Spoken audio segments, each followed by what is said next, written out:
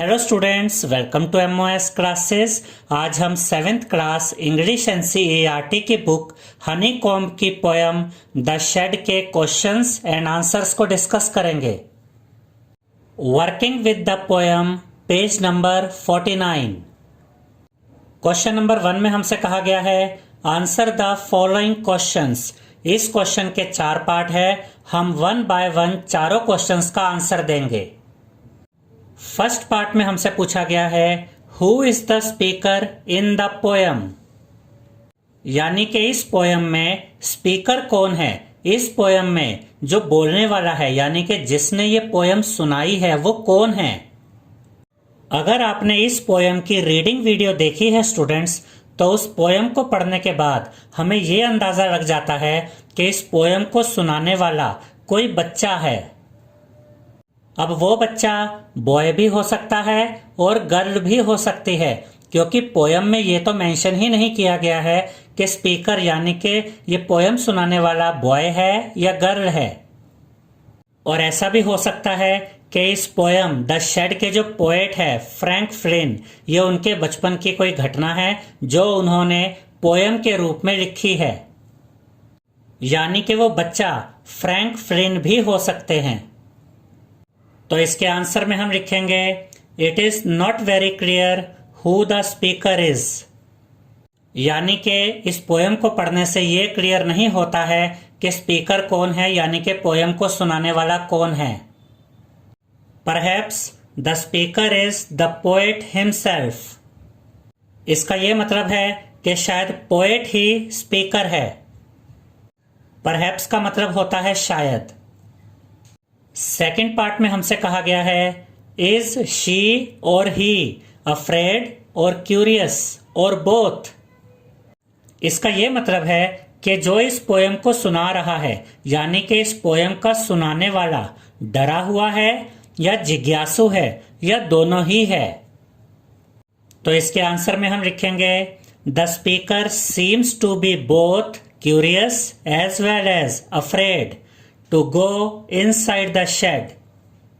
इसका यह मतलब है कि जो स्पीकर है, जो इस पोयम को सुनाने वाला है, वो क्यूरियस भी है और अफ्रेड भी है शेड में जाने के लिए। यानी कि जो स्पीकर है उसे बहुत ज्यादा जिज्ञासा है ये जानने की कि शेड में क्या है, लेकिन साथ ही साथ उसे शेड में जाने से डर भी लगता है। अब ध्यान से देखिए स्टूडेंट्स कि यहाँ आंसर में हमने वर्ड यूज किया है स्पीकर और क्वेश्चन में हमें वर्ड दिया गया है शी और ही। इस पोयम को पढ़ने के बाद ये अंदाजा लगाना थोड़ा सा मुश्किल हो जाता है कि पोयम सुनाने वाला गर्ल है या बॉय है, तो आप यहाँ पर शी और ही भी लिख सकते हैं या चाहे तो स्पीकर भी लिख सकते हैं, यानी कि पोयम को सुनाने वाला। तो इस लाइन का यह मतलब है कि पोयम को सुनाने वाला इस बात के लिए बहुत जिज्ञासु है, ये जानने के लिए बहुत इच्छुक है कि शेड में क्या है, लेकिन उसे शेड में जाने से डर भी लगता है। He wants to find out what is inside the shed, यानी कि स्पीकर ये जानना चाहता है कि शेड के अंदर क्या है। At the same time, he thinks that there is a ghost who lives inside the shed. लेकिन स्पीकर को इस बात का भी डर है, वो ये सोचता है कि शेड के अंदर एक घोस्ट है, यानी कि एक भूत है। इस पोयम की रीडिंग वीडियो में हमने आपको बताया था स्टूडेंट्स कि पोएट का भाई पोएट को यह बताता है कि शेड के अंदर भूत है। थर्ड पार्ट में हमसे कहा गया है व्हाट इज शी और ही प्लानिंग टू डू सून। इसका यह मतलब है कि जो स्पीकर है वो जल्दी ही क्या करने की प्लानिंग कर रहा है, यानी कि स्पीकर जल्दी ही क्या करने वाला है। तो इसके आंसर में हम लिखेंगे शी और he is planning to go inside the shade very soon but not yet. इसका यह मतलब है कि जो स्पीकर है वो स्पीकर गर्ल भी हो सकती है और बॉय भी हो सकता है। वो स्पीकर ये प्लान कर रहा है कि वो जल्दी ही शेड के अंदर जाएगा, लेकिन अभी नहीं।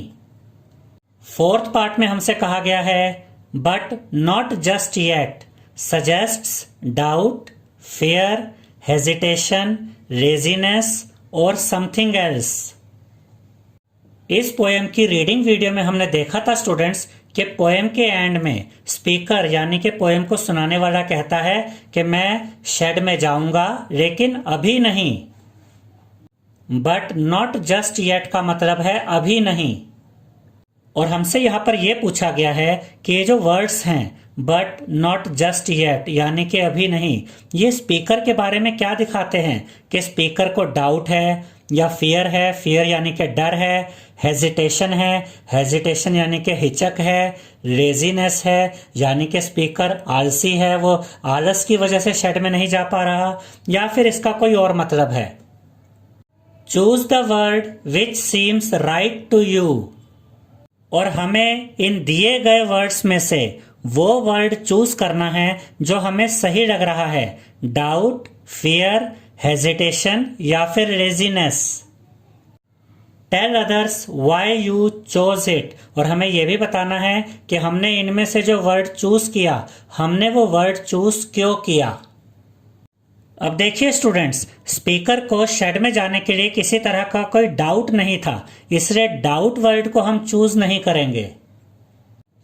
और जहां तक फियर की बात है यानी कि डर की बात है, तो जब हम पोएम को पढ़ते हैं तो हम ये समझ सकते हैं कि पोएम की स्टार्टिंग में जो स्पीकर है उसे शेड में जाने से डर लगता है, क्योंकि उसका भाई उससे ये कहता है कि शेड के अंदर भूत है। लेकिन पोयम में ही बाद में स्पीकर का ये डर दूर हो जाता है और स्पीकर ये कहता है कि मैं जानता हूं कि शेड में कोई भूत नहीं है, तो हम फियर वर्ड को भी चूज नहीं करेंगे। यानी कि अब स्पीकर को शेड में जाने से डर नहीं लगता है।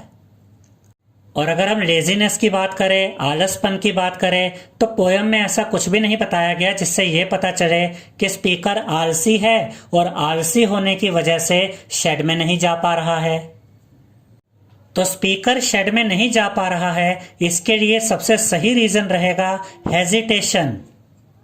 यानी कि स्पीकर के मन में हेजिटेशन है, हिचक है, जिसकी वजह से वो शेड में नहीं जा पा रहा है। तो यहां पर हम लिखेंगे दीज वर्ड्स सजेस्ट हिज और हर हेजिटेशन। यानी कि ये जो वर्ड्स हैं बट नॉट जस्ट येट, कि मैं अभी शेड में नहीं जाऊंगा, ये इस बात को दिखाते हैं कि स्पीकर के मन में हेजिटेशन है, हिचक है।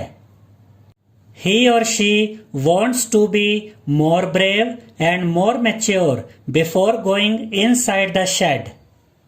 यानी कि शेड में जाने से पहले स्पीकर और ज्यादा ब्रेव होना चाहता है, और ज्यादा बहादुर होना चाहता है, और ज्यादा मैच्योर होना चाहता है। जीवन में ऐसा कई बार होता है स्टूडेंट्स कि किसी काम को करने में हमें डर नहीं लगता, लेकिन उस काम को करने में हमें हिचक होती है, और उस हिचक को दूर करने के लिए, उस हेजिटेशन को दूर करने के लिए हम समय लेते हैं। और वही समय यहां पर स्पीकर ले रहा है। यानी कि समय बीतने के साथ जब वो और ज्यादा बहादुर हो जाएगा, उसके अंदर और ज्यादा हिम्मत आ जाएगी, और जब वो समय बीतने के साथ और ज्यादा मैच्योर हो जाएगा, तब वो उस शेड में जाएगा। सेकंड क्वेश्चन में हमसे कहा गया है, is there a room in your house और a house in your neighbourhood और locality where you would rather not go alone and never at night. इसका यह मतलब है कि क्या आपके घर में कोई ऐसा कमरा है, या फिर आपके पड़ोस में या आपके इलाके में कोई ऐसा कमरा है, कोई ऐसा घर है जहां आप अकेले नहीं जाते या रात में तो बिल्कुल भी नहीं जाते। If there is such a place and a story to go with it, let others hear all about it. और अगर कोई ऐसी जगह है और आपके पास उस जगह के बारे में सुनाने के लिए कहानी है, तो आपको वो कहानी सुनानी है। तो इसके आंसर में हम लिखेंगे, there is a store room in my house which is in the backyard of the house. इसका यह मतलब है कि मेरे घर में एक स्टोर रूम है जो घर के बैकयार्ड में बना हुआ है। बैकयार्ड का मतलब है घर के पीछे की तरफ, और स्टोर रूम वो कमरा होता है जहां पर हम यूज की गई पुरानी चीजों को स्टोर करके रखते हैं। It is not even lit properly. इसका ये मतलब है कि उस स्टोर रूम में सही तरीके से रोशनी भी नहीं है, यानी कि उस स्टोर रूम में अंधेरा रहता है। लिट का मतलब है रोशनी। It is full of old and used things, यानी कि वो स्टोर रूम पुरानी और यूज की गई चीजों से भरा हुआ है। It needs a lot of courage to go inside the store at night.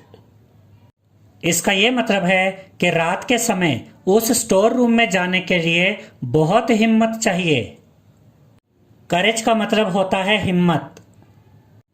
My mother once asked me to bring certain things from the store room.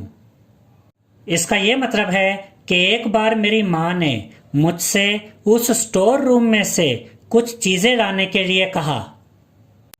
When I entered the storeroom, I felt as if I saw the movement of a shadow. और जब मैं उस store room में घुसा तो मुझे ऐसा लगा कि मैंने एक परछाई को हिलते हुए देखा। I screamed with terror, but later got to know that it was a cat. Terror का मतलब होता है डर, स्क्रीम्ड का मतलब होता है चिल्लाया। यानी कि जब मैंने स्टोर रूम में परछाई को हिलते हुए देखा तो मैं डर के मारे चिल्लाया, लेकिन बाद में मुझे पता चला कि वो तो एक बिल्ली थी।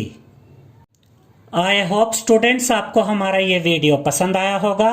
अगर आपको हमारा ये वीडियो पसंद आया है तो इसे लाइक, शेयर और सब्सक्राइब कीजिए।